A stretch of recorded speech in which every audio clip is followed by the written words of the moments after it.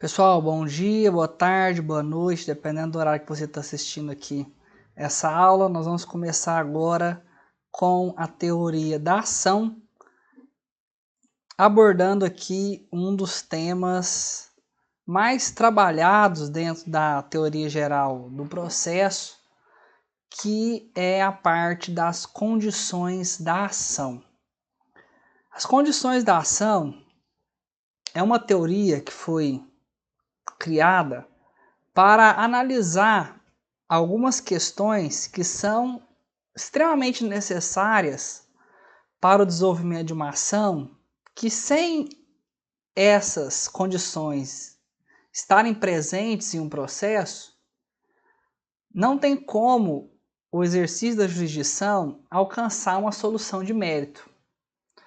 E aí, para que isso possa acontecer, é preciso, então, reunir essas condições para que o processo possa desenvolver validamente e alcançar uma solução de mérito, que é aquela solução que dá a resolução daquele conflito social, a causa de pedir, aos pedidos que foram solicitados na petição inicial. Quando falta uma condição da ação, não tem como resolver o mérito. Então, o julgador ele vai extinguir o processo sem resolução de mérito, ou seja, por um defeito processual grave, que é uma falta de condição da ação, o julgador vai colocar fim ao processo naquele estado em que ele se encontra, porque não adianta nada andar com o processo para frente que não vai ter solução viável para aquela lide, para aquele conflito de interesses. No Código de Processo Civil de 2015, nós temos uma discussão que é sobre a permanência das chamadas condições da ação nesse diploma legislativo de 2015. Vou colocar aqui a opinião de dois autores que exemplificam essa divergência doutrinária sobre o assunto. Nós temos o Fred Dier, que ele vai dizer que as condições da ação, elas não estão mais presentes dentro do Código de Processo Civil de 2015, da mesma forma que elas estavam no Código de 73. Que agora, o que nós chamamos de legitimidade de parte, interesse de agir, que são condições da ação, passaram a ser tidas como pressupostos processuais, que, como o próprio nome já diz, também tem uma noção de requisitos para o desenvolvimento de um processo. O que é pressuposto processual? Pressuposto é algo que precisa ter para o desenvolvimento do processo.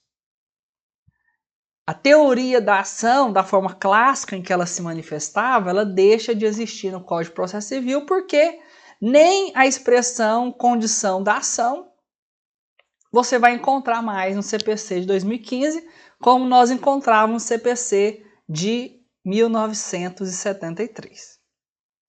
O Humberto Teodoro Júnior, por outro lado, ele vai dizer que a falta de utilização dessa expressão não significa que a teoria das condições da ação foi totalmente extirpada do processo civil pós-2015.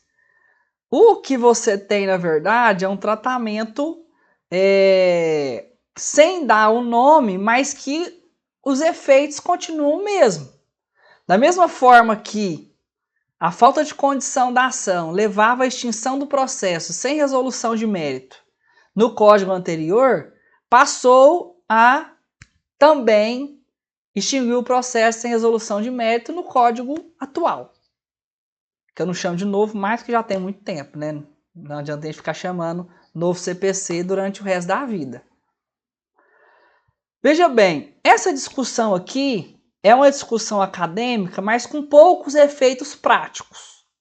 Por quê? Independentemente de ser classificado teoricamente como pressuposto processual ou ser classificado teoricamente como condição da ação, a consequência da ausência de um desses dois elementos vai ser a extinção do processo sem resolução de mérito. Então, qualquer corrente que você se filiar, independentemente se é uma ou outra, o efeito prático vai ser o mesmo. Eu acho que aqui é uma discussão basicamente de sexo dos anjos mesmo, porque não vai ter um efeito prático, haja vista que nós temos um artigo específico do Código de Processo Civil que vai dar a solução para a falta de condição da ação, independente se você chama isso de condição da ação ou não. Veja bem, aqui eu preciso voltar um pouco no código anterior, eu não queria ficar fazendo muito durante o curso, mas aqui eu acho que é bastante necessário.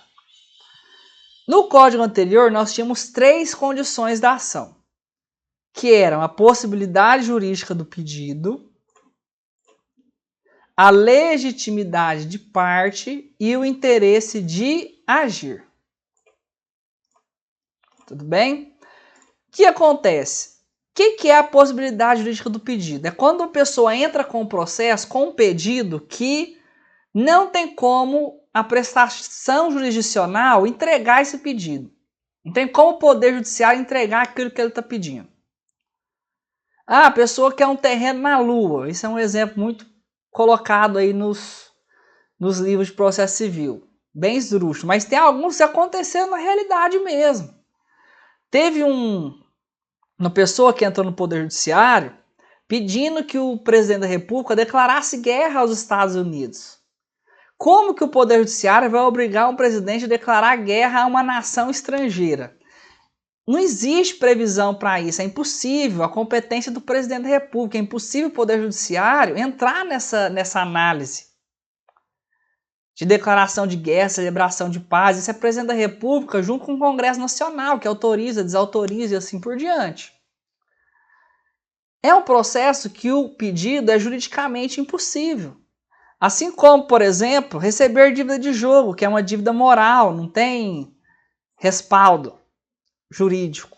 Você apostar ali num jogo de cartas, por exemplo, entre amigos, depois a pessoa vem te cobrar na justiça, não tem como. Lá no Direito das Obrigações, o professor de obrigações ensina isso para todo mundo, né? Não dá para receber. Então, é um pedido juridicamente impossível. Quando o juiz recebia esse pedido juridicamente impossível, ele olhava e já canetava o processo ali e extinguia sem julgamento de mérito. Só que tem uma coisa que o legislador de 2015 observou, que ele resolveu tirar essa possibilidade jurídica do pedido como hipótese de extinção do processo sem resolução de mérito. Por quê? Quando você extingue o processo sem resolver o mérito, que é quando você não analisa quem tem razão, quem não tem razão, você não analisa a causa de pedido, os fatos que foram apresentados, você não analisa os pedidos que foram apresentados, você simplesmente acaba com o processo ali. Quando você extingue o processo sem resolver o mérito, é possível que o autor, corrigido o defeito, ele entre com o processo novamente. Então ele não mata a questão processual. Aquele processo ele pode ter filho, ele pode ter neto, ele pode ter bisneto, a pessoa pode ir renovando ele. Ele não vai fazer aquilo que nós chamamos de coisa julgada material. Aí, o legislador fez o seguinte: quando o pedido for juridicamente impossível, a gente não vai extinguir o processo mais, sem julgar o mérito. A gente vai julgar o mérito desse processo, porque julgando o mérito impede que esse autor, com esse pedido esdrúxulo, volte a entrar com o processo novamente, porque aí formou coisa julgada.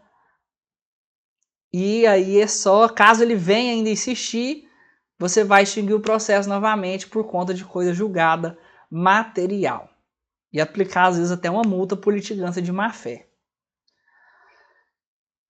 Então, sobraram atualmente como condições da ação ou como pressupostos processuais, dependendo da teoria que você se achar mais correta, a legitimidade de parte e o interesse de agir. A legitimidade de parte é o seguinte: Quando você entra no Poder Judiciário para pedir alguma coisa, você tem que narrar os fatos que estão por trás desse pedido que você fez. E aí, dessa narrativa fática do que aconteceu na realidade, aplicação do direito material, você precisa entender que quem está entrando com a ação é realmente a pessoa que tem direito àquilo que ela está pedindo. Ou pelo menos é possível que ela tenha aquele direito. E quem vai estar no outro lado, no polo passivo, o réu, também tem que ser uma pessoa que está habilitada a pagar aquela dívida ou a cumprir com aquela obrigação de fazer e assim por diante. Se, por exemplo, o pai de alguém tem uma dívida com a pessoa no valor de 10 mil reais, essa pessoa credora não pode entrar na justiça cobrando esses 10 mil reais do filho. Por quê? Porque são pessoas diferentes. Quem fez a dívida é o pai, o filho não responde pela dívida do pai, a não ser quando está na herança e tem que descontar a dívida antes de partilhar. Mas enquanto os dois estiverem vivos, cada um tem a sua personalidade jurídica separado.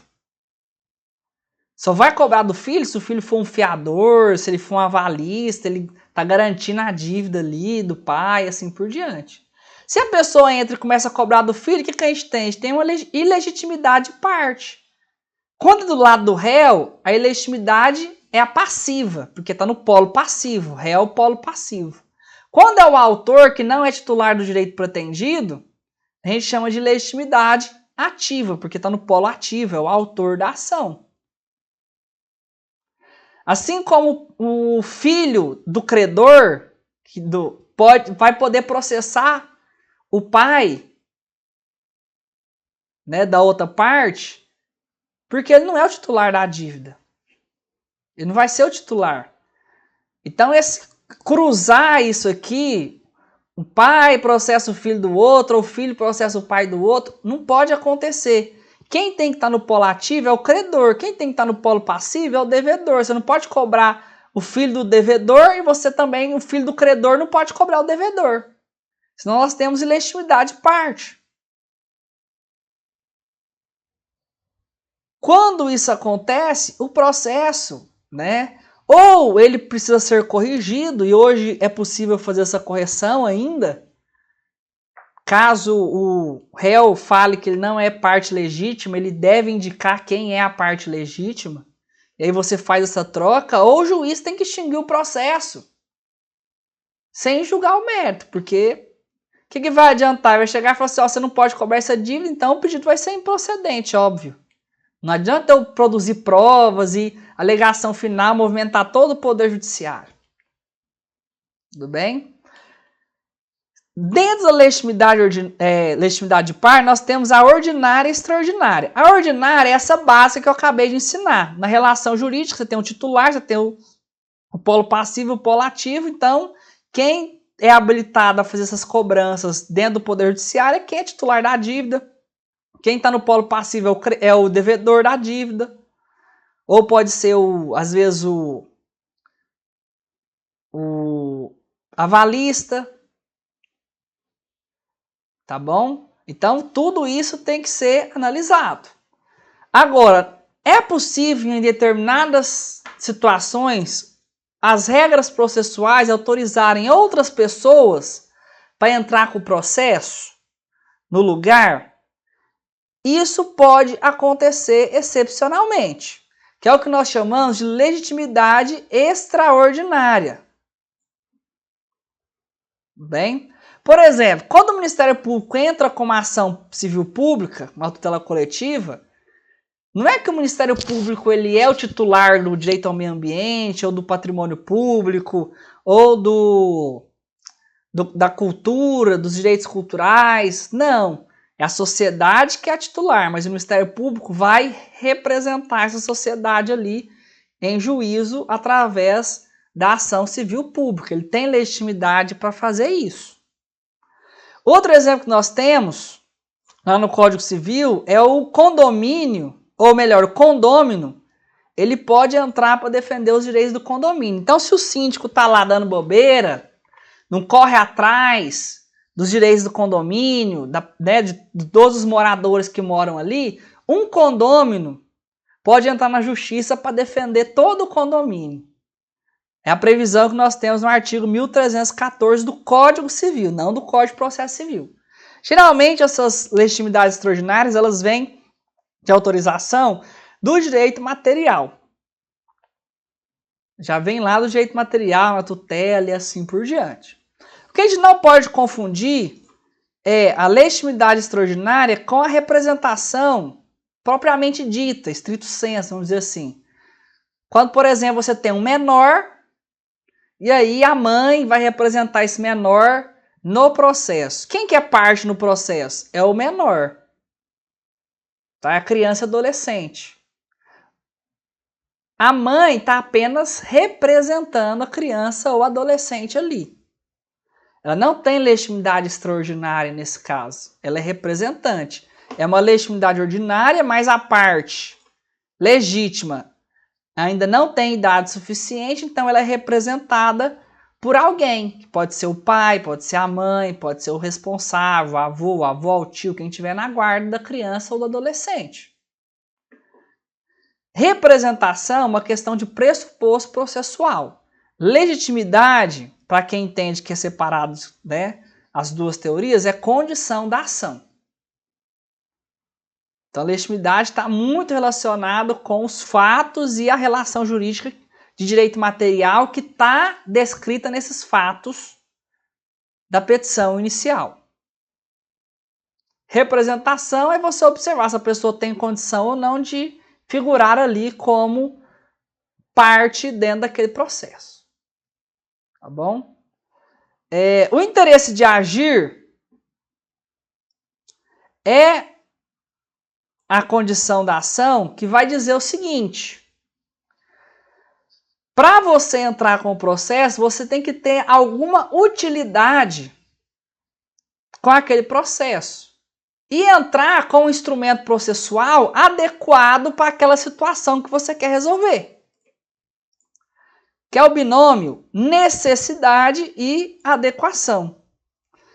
Necessidade vem da própria noção de lide. Se você não tem um conflito de interesses, se ninguém resistir ao seu conflito, você não tem por que entrar na justiça. Se você não tem uma briga com o vizinho, por que você vai entrar na justiça para resolver um litígio? Não tem, vai ficar a vida inteira ali sendo bom vizinho. Se não tem lide, não tem utilidade para entrar com o processo.